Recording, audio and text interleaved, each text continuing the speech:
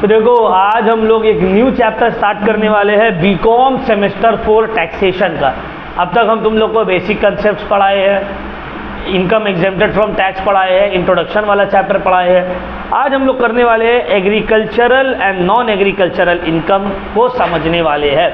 ठीक है, ये हम लोग के मैट में बुक में चैप्टर नंबर 5 दिया हुआ है। 3 के बाद डायरेक्ट 5 क्यों चले जा रहे सर, 4 क्यों नहीं जा रहे हैं? 4 में जो रेसिडेंशियल स्टेटस है ना, पहले एग्रीकल्चरल इनकम समझा देंगे, उसके बाद आप लोगों को रेसिडेंशियल स्टेटस वाला क्वेश्चन भी हम करवाएंगे।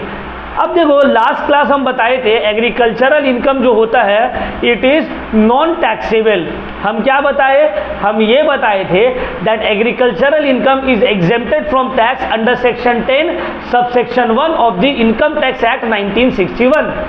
ये बात हम बताए थे ना कि इनकम टैक्स एक्ट 1961 के अकॉर्डिंगली मेरा एग्रीकल्चरल इनकम जो है वो एग्जेम्प्टेड फ्रॉम टैक्स है, उसके ऊपर आपको कोई भी टैक्स देना नहीं पड़ेगा। लेकिन साथ ही साथ हम ये भी आप लोग को बताए थे कि हम कैसे समझेंगे कि एक इनकम जो है वो एग्रीकल्चरल इनकम है भी या नहीं, ये बात हमको कैसे पता चलेगा? समझ में आ रहा है? अब गवर्नमेंट जो है इससे रिलेटेड बहुत सारा रूल्स एंड रेगुलेशंस बनाए हैं, मामला सुप्रीम कोर्ट तक भी गया है। समझ में आ रहा है? मामला इतना छोटा मोटा मत समझो, ये मामला सुप्रीम कोर्ट तक भी गया है कि कौन सा एग्रीकल्चरल इनकम है, कौन सा एग्रीकल्चरल इनकम नहीं है। तो इसका पूरा जो है आपको बता दिया गया इसमें ये चैप्टर में कि एग्रीकल्चरल इनकम का मतलब क्या है और कौन सा एग्रीकल्चरल इनकम को मानेंगे, कौन सा एग्रीकल्चरल इनकम नहीं मानेंगे। ठीक है, फिर कुछ इनकम है जो मिक्स्ड है, कुछ पोर्शन एग्रीकल्चरल है, कुछ नॉन एग्रीकल्चरल है। सब हम लोग इस चैप्टर में कंप्लीट करके आज चले जाएंगे अपना अपना घर। ठीक है, तो देखो यहाँ पे बोला है एग्रीकल्चरल इनकम का definition under section 2 subsection 1 clause A में। This definition is very wide and covers the income of not only cultivators but also the landholders who might have rented out on the lands. Agricultural income may be received in cash or kind. अब agricultural income का मतलब ये नहीं है जो हल जोत के खेती करके कमा रहा है, नहीं। एग्रीकल्चरल इनकम जो लैंड लॉर्ड या ज़मींदार जो रेंट पे दे के है ज़मीन, उसका भी इनकम एग्रीकल्चरल इनकम हो जाएगा। तो बहुत वाइड टर्म है। अच्छा, एग्रीकल्चरल इनकम का मतलब सिर्फ पैसा नहीं है। जैसे कि मान लो मेरा गांव में 10 कट्ठा ज़मीन है और एक गांव वाला है उसके पास ज़मीन नहीं है, हम उसको बोले सुनो ज़मीन मेरा मेहनत तुम्हारा, फसल उगाओ। अब जो फसल उगेगा आधा वो ले लेगा, आधा हम ले लेंगे, तो उसके लिए भी ये इनकम एग्रीकल्चरल इनकम हुआ और मेरे लिए भी ये इनकम क्या हो जाएगा? एग्रीकल्चरल इनकम कहलाएगा। ठीक है, तो एग्रीकल्चरल इनकम का डेफिनेशन बहुत वास्ट दिया हुआ है। बोला है 3 वे से हो सकता है ये। पहला, इट मे बी रेंट और revenue derived from land situated in India and use for agricultural purpose. बोला है रेंट या रेवेन्यू जो लैंड से डिराइव हो रहा है, एग्रीकल्चरल लैंड से डिराइव हो रहा है और वो लैंड इंडिया में सिचुएटेड हो। ध्यान से समझ लो बात को। बोला है कोई भी रेंट या रेवेन्यू इनकम एग्रीकल्चरल लैंड से जनरेट हो रहा है और वो एग्रीकल्चरल लैंड इंडिया में सिचुएटेड है, तो वो एग्रीकल्चरल इनकम हो गया।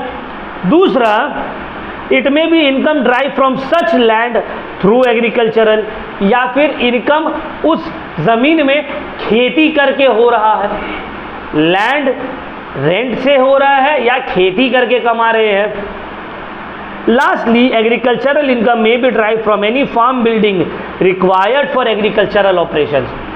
खेत से सटा हुआ एक फार्म हाउस है, फार्म बिल्डिंग है, जिस बिल्डिंग को यूज किया जा रहा है एग्रीकल्चरल ऑपरेशंस के लिए, एग्रीकल्चरल पर्पस के लिए, वो बिल्डिंग से भी जो रेवेन्यू जनरेट होगा वो भी एग्रीकल्चरल इनकम होगा। क्या मतलब है सर? देखो गांव में सबका खेत है, हम क्या किए, वो लोग के खेत के पास में एक बिल्डिंग बना दिए और बोले ये बिल्डिंग में सब अपना फर्टिलाइजर्स रख सकता है, इंस्ट्रूमेंट्स रख सकता है, इक्विपमेंट रख सकता है, चारा रख सकता है, बीज रख सकता हुआ, कटा हुआ फसल रख सकता है और उससे हम भाड़ा कमा रहे हैं। तो ये एक फार्म बिल्डिंग हो गया जिसको यूज़ किया जा रहा है एग्रीकल्चरल पर्पस के लिए। ये बिल्डिंग से भी जो कमाया होगा वो भी मेरे एग्रीकल्चरल इनकम में चला जाएगा। क्लियर हुआ पॉइंट? तो रेंट मिले एग्रीकल्चरल लैंड से, या एग्रीकल्चरल लैंड से खुद खेती करके रेवेन्यू जनरेट हो, या कोई फार्म बिल्डिंग जो एग्रीकल्चरल लैंड से सटा हुआ है वहाँ से जो इनकम ड्राइव हो रहा है। किसी को कोई डाउट? हाँ बोलो। सब्जी सब्जी मंडी में फल में बेचता वो लोग प्रोफेशन में जाएगा या इसमें आएगा? वो लोग का इनकम प्रोफेशन में जाएगा या इसमें जाएगा? देखो इसका क्वेश्चन तुमको आगे मिलेगा। जो सब्जी वाले लोग मोहल्ला में सब्जी बेच रहे हैं उन लोग का इनकम कहाँ जाएगा, इसका आंसर आपको जब चैप्टर कंप्लीट करेंगे तब तक आपको मिल जाएगा। अभी रहते हैं थोड़ा सस्पेंस में, ठीक है ना, क्योंकि अभी बता देंगे तो फिर चैप्टर में आगे बताने के लिए रहेगा कैसे कुछ। अभी बहुत सारा डाउट्स आएगा, आहिस्ते आहिस्ते करके जब ये चैप्टर कंप्लीट करेंगे उसके बाद हमसे पूछना है, तब फिर हम पूछेंगे कि ये जो मोहल्ला में जो घूम घूम के सब्जी बेच रहा है तो इन लोग का एग्रीकल्चरल इनकम है या नॉन एग्रीकल्चरल इनकम है। ठीक है, अभी कंटिन्यू करते हैं इसको। अब बोला है कंडीशंस क्या है। देखो एग्रीकल्चरल इनकम होने का, एक इनकम को एग्रीकल्चरल इनकम होने के लिए कुछ पॉइंट्स को क्लासिफाई करना या फुलफिल करना बहुत ज़रूरी है, जिसमें से सबसे पहला है रेंट और revenue should be derived from land. जो भी रेंट और रेवेन्यू है वो तुमको लैंड से मिलना चाहिए। समझ में आ रहा है बात? जो ज़मीन है उससे पैसा कमा रहे हो, वो ज़मीन से जो पैसा कमा रहे हो वो ज़मीन इंडिया में रहना चाहिए। बांग्लादेश में है वहाँ खेती हो रहा है, एग्रीकल्चरल इनकम नहीं है, एग्रीकल्चरल इनकम नहीं है, इंडिया में रहना चाहिए लैंड। एंड तीसरा, लैंड को एग्रीकल्चरल पर्पस के लिए यूज़ करो। अब वो लैंड को मान लो तुम बना दिए वहाँ स्कूल, गांव के बीच में खेत में तुम एक स्कूल बना दिए तो एग्रीकल्चरल इनकम होगा? वो नहीं होगा। Land must be situated in India, land agricultural operations के लिए यूज़ हो रहा हो और लैंड से इनकम जनरेट हो रहा है। ये तीनों चीज़ फुलफिल होगा तो ही जो है क्या होगा, एग्रीकल्चरल इनकम के अंदर वो जाएगा। अच्छा, अब हम लोग पढ़ेंगे कुछ examples agricultural and non agricultural income का। देखिए ना, कुछ एग्जाम्पल्स हम तुम लोग के साथ डिस्कस कर रहे हैं एग्रीकल्चरल इनकम का। पहला है इनकम फ्रॉम ग्रोइंग ट्रेड और commercial products like cotton, jute. Jute हो गया, जूट मतलब क्या बोलो तो? कॉटन तो पता है, रुई। जूट, जूट नहीं पता है? वो जूट नहीं, मेरा जूट है वो वाला जूट नहीं, मेरा दोस्त यार है नहीं। जूट का मतलब होता है अरे जो थैला जो बनता नहीं है ब्राउन कलर का, आलू का बस्ता पीला वाला जो अब नहीं नज़र आता है, वो जूट, वो भी ग्रो होता है। समझ में आ रहा है? तो कॉटन या जूट ग्रो करके अगर तुम पैसा अर्न कर रहे हो तो क्या है, एग्रीकल्चरल इनकम। दूसरा, income from growing flowers and creepers. Flower उगा के कमा रहे हो तो, या क्रीपर जैसे मनी प्लांट एंड ऑल हो गया ना, वो सब एग्रीकल्चरल इनकम। तीसरा, plant sold in ports are an agro income provided some basic operations are performed in it. ध्यान से समझो, बोले जो पॉट्स में तुम प्लांट उगा के बेच रहे हो वो भी एग्रीकल्चरल इनकम होगा, लेकिन उसमें बेसिक ऑपरेशंस परफॉर्म किया गया हो। बेसिक ऑपरेशंस का मतलब होता है वो ऑपरेशन जिसके बिना प्लांट उगेगा नहीं, जैसे कि खोद के सीड्स डालना, पानी डालना, उसमें ये सब बेसिक ऑपरेशन है, ये परफॉर्म किया हो। उसके बाद आता है सब्सिक्वेंट ऑपरेशंस। सब्सिक्वेंट ऑपरेशन मतलब, अब देखो गेहूँ तुम बेच नहीं सकते हो, लेकिन गेहूँ को पीस के आटा कर देंगे तो ज़्यादा जल्दी बिकेगा, पैक कर देंगे और अच्छा बिकेगा, लेवल चिपका देंगे और अच्छा चिपेगा बिकेगा। तो ये हो गया सब्सिक्वेंट ऑपरेशंस। तो बेसिक ऑपरेशंस परफॉर्म हुआ हो, और पॉट में अगर तुम फ्लावर बेच रहे हो तो वो भी क्या हो जाएगा भाई, एग्रीकल्चरल इनकम। हाँ वो भी होगा। फ्लावर्स एंड क्रीपर्स, ये फ्लावर्स एंड क्रीपर, देखो फ्लावर देखो जैसे रोज़ बिक रहे हैं, समझ में आ रहा बात, बेच रहे हो तुम और पॉट्स में बेच रहे हो, हाँ वो भी एग्रीकल्चरल इनकम आएगा। नेक्स्ट, कोई भी सैलरी या कमीशन तुमको मिल रहा है as a partner of a firm engaged in agricultural activity. हम लोग का एक कंपनी है जो एग्रीकल्चरल एक्टिविटी परफॉर्म करता है, और हम लोगों का ये कंपनी का काम है एग्रीकल्चरल ऑपरेशंस परफॉर्म करना। 10 पार्टनर है, उसमें से हम एक है। तो एज अ पार्टनर हमको जो भी प्रॉफिट, सैलरी, रेंट मिल रहा है वो सब या कमीशन मिल रहा है वो एग्रीकल्चरल इनकम कहलाएगा। एम्प्लॉय को जो मिल रहा है वो नहीं, पार्टनर को कमीशन, सैलरी या प्रॉफिट मिल रहा है। एक ऐसा फर्म का अगर वो पार्टनर है जो एग्रीकल्चरल ऑपरेशंस परफॉर्म कर रहा है तो इसको हम लोग क्या बोलेंगे? इनकम फ्रॉम एग्रीकल्चरल ऑपरेशंस या एक्टिविटी। सर इसमें तो टैक्स देना नहीं पड़ेगा सर? नहीं, क्या क्या देखो इसमें क्या क्या आएगा? सैलरी, कमीशन, इंटरेस्ट, प्रॉफिट, 4 चीज किसको मिलेगा? पार्टनर को। वो पार्टनरशिप फर्म का जो एग्रीकल्चरल ऑपरेशंस से रिलेटेड है। क्लियर हो गया पॉइंट? क्या क्या 4 चीज? Profit, commission, salary, interest on capital. चलो next, income earned by the owner of a tea garden by selling tea leaves grown by him in his garden after being processed and packed। अब देखो चाय पत्ती जो है, चाय पत्ती का बागान कोई देखा है रियल में? नहीं देखा है। देखे हो तो चाय पत्ती का बागान से अगर तुम पत्ता तोड़ के बेचोगे कोई खरीदेगा? उसको प्रोसेस करना ज़रूरी है। तो टी लीव्स को उगाकर, ग्रो करके, उसको प्रोसेस एंड पैक करके अगर बेच रहे हो तो ये भी एग्रीकल्चरल इनकम आएगा, लेकिन ये पूरा एग्रीकल्चरल इनकम में नहीं जाएगा। कुछ परसेंट एग्रीकल्चरल, कुछ परसेंट नॉन एग्रीकल्चरल। ठीक है ना? चलो नेक्स्ट,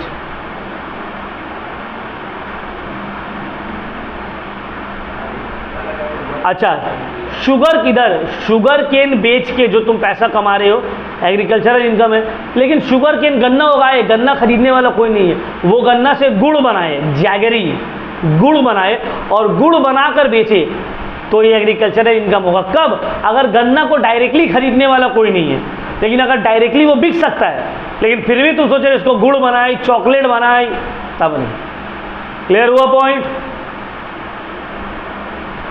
अच्छा, rent receive from a land which is leased out for grazing of cattle. अब देखो मेरा जो है बहुत सारा बैल है, भेड़ बकरी है, जिसको हम यूज़ करते हैं एग्रीकल्चरल एक्टिविटीज़ में। अब उसको चराने के लिए ज़मीन हम भाड़ा में दिए, मेरा बड़ा सा जंगल है, घास वास हुआ है, उसको हम भाड़ा में दे दिए कि जब तुम्हारा भेड़ बकरी चरेगा बदले में तुम हमको इतना पैसा दे दो। ये भी क्या होगा? Agricultural income. ठीक है? हाँ बोलो। तो आगे आएगा सब।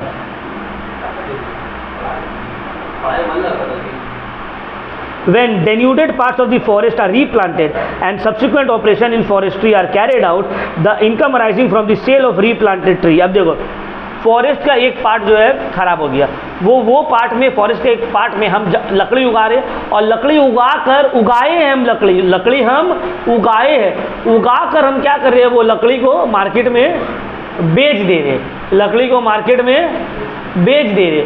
तो जो भी इनकम ये मार्केट में लकड़ी को बेच के कमाया जा रहा है वो भी हो जाएगा एग्रीकल्चरल इनकम। ठीक है ना? उसी तरह फार्म बिल्डिंग वाला बता दिए है। गवर्नमेंट या इंश्योरेंस कंपनी से कोई कंपनसेशन मिल रहा है क्रॉप डैमेज होने की वजह से, वो भी एग्रीकल्चरल इनकम है। होता है ना, तूफान आया फसल पूरा खराब, बाढ़ आया फसल पूरा खराब, तो कुछ कंपनसेशन मिला गवर्नमेंट की तरफ से या इंश्योरेंस कंपनी की तरफ से, तो ये जो कंपनसेशन है ये एग्रीकल्चरल इनकम कहलाएगा। क्लियर हुआ point? Income from sale of tobacco leaves after being dried to make them fit for sale. खैनी उगाया, खैनी का पत्ता देखते हो ब्राउन कलर का, इतना बड़ा पत्ता होता है, उसको सुखा के बेच देते, तो ये भी एग्रीकल्चरल इनकम है। ठीक है? Income from sale of coffee को सेल कर रहे, ये भी partly agricultural partly non agricultural है। Income from sale of seeds when the mother plant is grown on land. समझ में आया? सीड्स बेचकर भी जो इनकम हम कमा रहे हैं वो भी हो गया, लेकिन वो सीड्स आया कहाँ से? एक मदर प्लांट से जिसको हम ग्रो किए हैं लैंड पे। समझ में आ रहा है? हम तुमसे सीड खरीद के इसको बेच दिए, मेरा इनकम एग्रीकल्चरल इनकम नहीं है। तुम वो सीड कहाँ से लाए थे? तुम वो सीड्स अपना गाछ से तोड़ के हमको बेचे, तुम्हारे लिए वो एग्रीकल्चरल इनकम है। क्लियर हुआ point? Same goes for fruits and vegetables. Clear हुआ? हम अपने पेड़ से तोड़ के बेच रहे हैं, एग्रीकल्चरल इनकम हो गया, वो फ्रूट्स का इनकम। हम तुमसे खरीदे होलसेलर से और जाके हम जगह जगह बेच रहे हैं, this is non agricultural income. Clear हुआ पॉइंट? समझ में आया? अब चलो अब आते हैं कुछ ऐसे एग्जाम्पल जो non agricultural income, agricultural income नहीं है। पहला डिविडेंड, एक कंपनी है, company agricultural operations activities perform कर रहा है, उस कंपनी का शेयर होल्डर है हम, ओनर है, मतलब शेयर होल्डर है, हमको उस कंपनी से अगर डिविडेंड मिल रहा है तो वो एग्रीकल्चरल इनकम नहीं होगा। समझ में आ रहा है बात? डिविडेंड मिल रहा है, एग्रीकल्चरल इनकम नहीं होगा। अगर कोई एम्प्लॉय है, कोई कंपनी या पार्टनरशिप फर्म का, उसको अगर सैलरी, कमीशन कुछ भी मिल रहा है, भले वो कंपनी या वो पार्टनरशिप फर्म एग्रीकल्चरल एक्टिविटीज में इन्वॉल्व है, बट ये एम्प्लॉय का इनकम एग्रीकल्चरल इनकम नहीं होगा। ठीक है?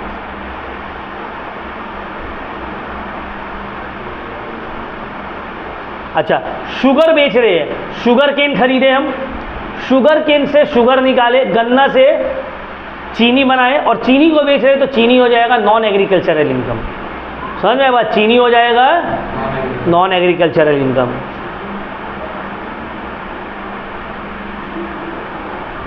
अच्छा, सूद में रुपया दे रहे हैं, इंटरेस्ट पे पैसा दे रहे हैं किसान लोगों को खेती बाड़ी करने के लिए, तो जो इंटरेस्ट हम कमा रहे हैं वो हो जाएगा नॉन एग्रीकल्चरल इनकम।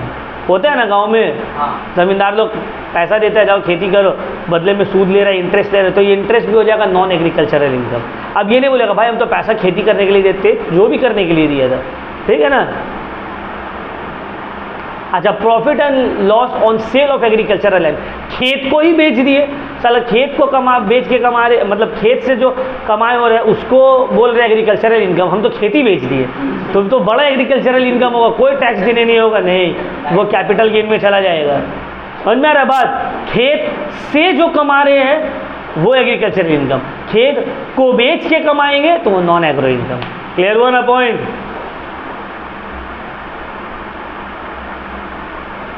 अच्छा, कोई भी इनकम लैंड से, भले उसमें खेती बाड़ी क्यों ना हो, इंडिया के बाहर है तो उसको ट्रीट किया जाएगा एज नॉन एग्रीकल्चरल इनकम। समझ में आ रहा है बात? अच्छा, income from supply of water to agricultural land, गांव में बहुत होता है, हम लोग रिलेटिव लोग बहुत कोई करता है, पंप बैठा लिया, अब सबका खेत है भाई, पानी चाहिए, ठीक है, पानी देंगे, 1 कट्ठा पानी को, 1 कट्ठा जमीन में पानी देने का इतना 100 रुपये लगेगा, तुम पानी दे रहे हो खेत में और उससे पैसा कमा रहे हो, होता है ना गांव में, ये हो गया नॉन एग्रो इनकम। ये क्या हो गया? Non agricultural income. किसी को कोई डाउट? अच्छा, एक चीज़ और, income from sale of grass, घास हो गया, पत्ता हो गया, लकड़ी हो गया, उसको अगर तुम बेच रहे हो, कोई ऐसा पेड़ का या ज़मीन से जो स्पॉन्टेनियसली ग्रो किया है, स्पॉन्टेनियस ग्रोथ का मतलब अपने आप ग्रो है। मेरे खाली ज़मीन था, 1-1.5 साल बाद आगे देख रहे, अरे बाप इतना गाछ गछेली पत्ता घास हो गया, सबको काट के बेच दिए, ये नॉन एग्रो इनकम हो जाएगा, क्योंकि हम खुद से नहीं होगा। तो ये कौन से तुम्हारा है, तो तुम्हारा ईमानदारी, तो वैसे तो देखोगे तो जो हम लोग बोलते हैं इतना इनकम के ऊपर टैक्स देना होगा, तो कोई देख नहीं आ रहा कि तुम्हारा इतना इनकम हुआ है। जैसे हम IT रिटर्न फाइल करते हैं, हम नहीं करेंगे भाई, नहीं हम तो नहीं कमा रहे, तो कोई देखने जा रहे हैं, अब तुम कितना फीस दियो इनकम टैक्स वालों को थोड़ी पता है, हम बोलेंगे नहीं फीस ही नहीं दिया, मेरा तो इनकम हुआ ही नहीं, तो फिर वो अपना अपना ऊपर है। फिर ठीक है ना। सर, जो कंपनी का जो डिविडेंड वाला बात किए थे, तो डिविडेंड और प्रॉफिट अलग है? एक ही बात होता है, तो एक ही तो शेयर होल्डर को मिलेगा तो डिविडेंड मिलेगा, पार्टनरशिप फर्म में पार्टनर को मिलेगा तो प्रॉफिट हो जाएगा। क्लियर हो गया? अच्छा, अब हम लोग आएंगे बीच वाला इनकम के ऊपर। अब देखो, ये हो गया था agricultural income, non agricultural income, अब बीच वाला में आते हैं, ठीक है, मतलब जो एग्रीकल्चरल भी है और नॉन एग्रीकल्चरल भी है। तो ऐसा कौन सा इनकम है सर जो एग्रीकल्चरल भी है और नॉन एग्रीकल्चरल भी है? देखो तुम लोग के PDF में होगा, PDF में देखो ये चीज़ होगा, बोला है income from sale of centrifuge latex और cenex manufactured from rubber plant grown by the seller in India. अच्छा, रबर प्लांट से जो लेटेक्स निकलता है, वाइट वाइट जो दूध की तरह जो लिक्विड रहता है, उसी से तो रबर बनता है ना। तो रबर प्लांट ग्रो कर रहे हैं इंडिया में, उससे जो लैटेक्स निकल रहा है, तो उसका 60% agricultural income, 40% non agricultural income. मतलब वो उगा के अगर कोई मान लो साल का 10 लाख रुपया कमा रहा है, तो 60% मतलब 6 लाख के ऊपर, ठीक है। तो उसमें से मैन्युफैक्चर जो हो रहा है 60, देखो, income from sale of centrifuge latex और cenex manufactured from rubber plants grown by the seller in India. मतलब देखो, जो रबर प्लांट है, रबर प्लांट से जो वाइट वाइट लिक्विड निकलते हैं, रबर प्लांट से जो वाइट वाइट लिक्विड निकलता है, तो वो लिक्विड जो वाइट वाइट निकल रहा है वो एग्रीकल्चरल इनकम भी है, और क्या है, 65% एग्रीकल्चरल इनकम है, 35%। मतलब अगर कोई मान लो रबर प्लांट का रबर का लिक्विड बेचकर 10 लाख कमाया, तो 6.5 लाख क्या हो गया, एग्रीकल्चरल इनकम, उसके ऊपर टैक्स देना नहीं पड़ेगा। नॉन एग्रीकल्चरल 3.5 लाख, इसके ऊपर तुम टैक्स देना होगा। तुमको क्लियर हुआ पॉइंट? तो rubber plant grown in India, समझ में आ रहा बात? 65% एग्रीकल्चरल, कोई टैक्स नहीं, 35% नॉन एग्रीकल्चरल। उसके बाद आ गया income from sale of coffee grown and cured by seller in India. Coffee grow किए और उसको क्योर्ड किए। कॉफी ऐसे ही नहीं बिकता, थोड़ा बहुत उसको उसमें फ्लेवर मिक्स करो, क्योर करो, तो क्योर्ड किया गया है सिर्फ उसको, तब वो 75% एग्रीकल्चरल है और 25% नॉन एग्रीकल्चरल। लेकिन अगर वो कॉफ़ी को क्योर्ड किया गया है, रोस्टेड किया गया है, उसमें फ्लेवर मिक्स किया गया है, चिकोरी मिक्स किया गया है, तब वो 60% एग्रीकल्चरल और 40% नॉन एग्रीकल्चरल। मतलब coffee grown and only cured, तो 75% एग्री, 25 नॉन एग्री। लेकिन अगर उसमें फ्लेवर मिक्स हो गया, रोस्ट किया गया, रोस्टेड एंड ऑल है, तब वो 60% एग्रीकल्चरल, 40% नॉन एग्रीकल्चरल। क्लियर हुआ बाबू सब? चलो next, sale of tea grown and manufactured by seller. चाय में सिंपल है, 60% एग्री, 40% नॉन एग्रीकल्चरल। चार का याद रखना, रबर का क्या है 65-35, टी का 60-40, कॉफ़ी विदाउट चिकोरी मिक्स किया, फ्लेवर मिक्स किए 75-25, अगर फ्लेवर मिक्स कर दिया, चिकोरी मिक्स कर दिए तो 60-40। चार चीज़ याद रखने। क्लियर हुआ पॉइंट? चलो अब थोड़ा केबीसी खेल लिया जाए।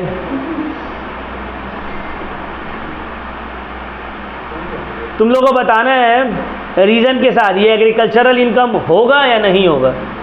Income by selling of rice produce from the paddy purchased bye the SSC. बोलो क्या होगा?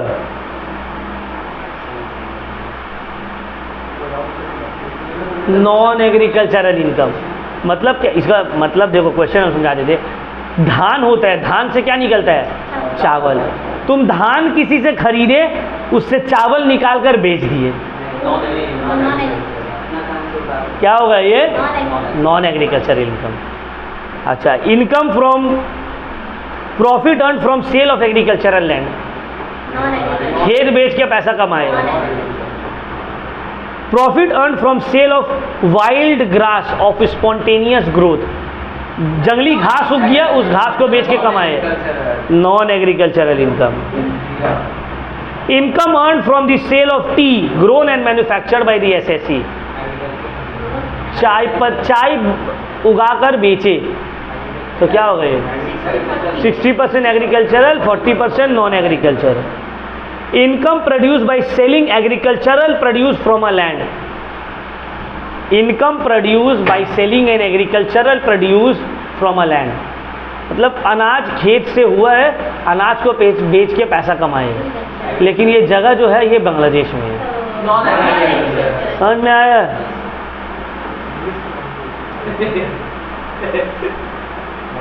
Income drive from the lease of land for grazing of cattle required for agricultural operations. ज़मीन को भाड़ा में दे दिए बकरी चराने के लिए, और बकरी लोग वहाँ चर रहे हैं, खा पी रहा है, और हमको भाड़ा मिल रहा है उस ज़मीन का, agricultural income.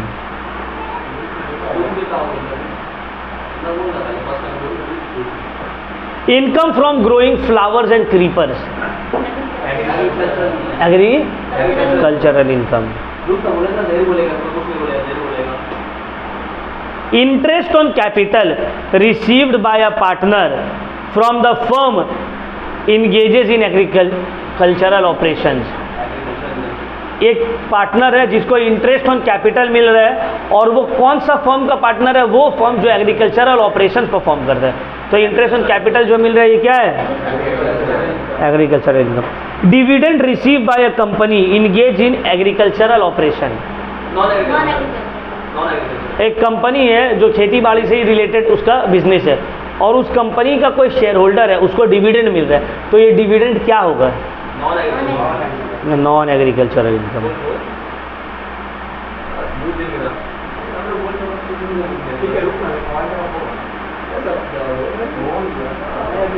Interest on arrears of rent payable in respect of agricultural land. देखो, एग्रीकल्चरल लैंड से हमको जो रेंट मिल रहा है वो क्या है? Agricultural income. वो रेंट मिलने में लेट हो गया, अब वो रेंट के ऊपर इंटरेस्ट मिल रहा है, तो ये क्या होगा? Non agricultural income. तो rent receive from agricultural land, agricultural income, लेकिन वो रेंट के ऊपर एरियर्स ऑफ रेंट का जो इंटरेस्ट है, नॉन एग्रीकल्चरल इनकम। हाँ, अदर सोर्सेज बोल सकते हैं। समझ में आ रहा है? तो देखो, ये बात दोनों का डिफरेंस समझो। एक खेत है, वो खेत को हम भाड़ा में दे दिए, और उस खेत से जो रेंट मिल रहा है, तो वो एग्रीकल्चरल लैंड से हमको जो रेंट मिल रहा है वो मेरा एग्रीकल्चरल इनकम है। लेकिन मान लो वो एग्रीकल्चरल लैंड से हमको जो रेंट मिलता है ना, कुछ महीना नहीं दिया, उसके बाद हम इसमें इंटरेस्ट जोड़ कर लिए, तो रेंट जो मिला है वो तो एग्रीकल्चरल इनकम है। इस रेंट के ऊपर जो डिले करके दिया है, इसके ऊपर जो इंटरेस्ट चार्ज किए, ये इंटरेस्ट एग्रीकल्चरल इनकम नहीं है, ये इंटरेस्ट नॉन एग्रीकल्चरल इनकम है, या फिर अदर सोर्सेज में बोल सकते हैं ये इनकम जाएगा। क्लियर हुआ पॉइंट? डिफरेंस समझ में आ रहा है? तो अच्छा, compensation received from insurance company for damage caused by hail storm to green leaves of tea garden. अब देखो, दार्जिलिंग में ना बर्फ गिरता है, अब बर्फ गिरा है, बर्फ गिरने की वजह से वहाँ का जो बागान है, चाय का बागान जो है, पूरा खत्म हो गया, खराब हो गया। अब इंश्योरेंस किया हुआ, तो इंश्योरेंस कंपनी इंश्योरेंस का पैसा दिया है, क्लेम का पैसा दिया है। ये जो क्लेम है, ये एग्रीकल्चरल इनकम होगा या नॉन एग्रीकल्चरल इनकम होगा? क्या होगा? Agricultural income. बहुत अच्छा।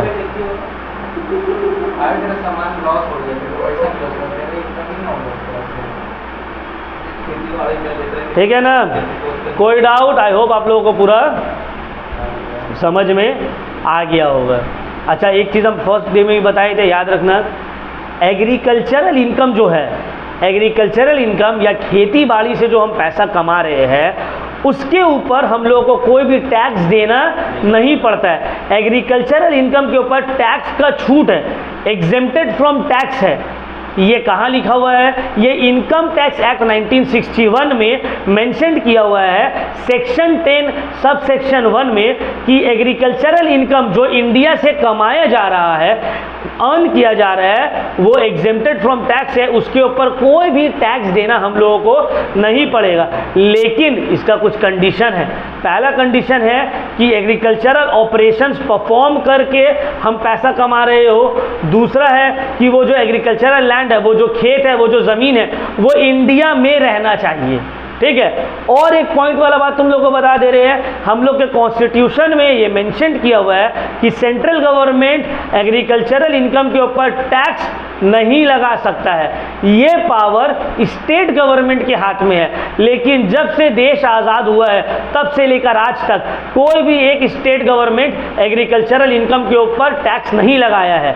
क्यों? क्योंकि किसान का मुद्दा बहुत बड़ा मुद्दा होता है इलेक्शन में, और कोई भी गवर्नमेंट किसान को या एग्रीकल्चरल ऑपरेशंस में जो लोग जुड़े हैं उसको नाराज़ नहीं करने मांग रहा है, ताकि उसका वोट बैंक कम ना हो जाए, खराब ना हो जाए। इसीलिए आज तक कोई भी गवर्नमेंट इसके ऊपर टैक्स चार्ज नहीं किया है। समझ में आया बात? होपफुली आप लोगों को क्लियर हो गया होगा। ये चैप्टर यहीं पे होता है कंप्लीट। नेक्स्ट क्लास हम लोग रेसिडेंशियल स्टेटस स्टार्ट करेंगे।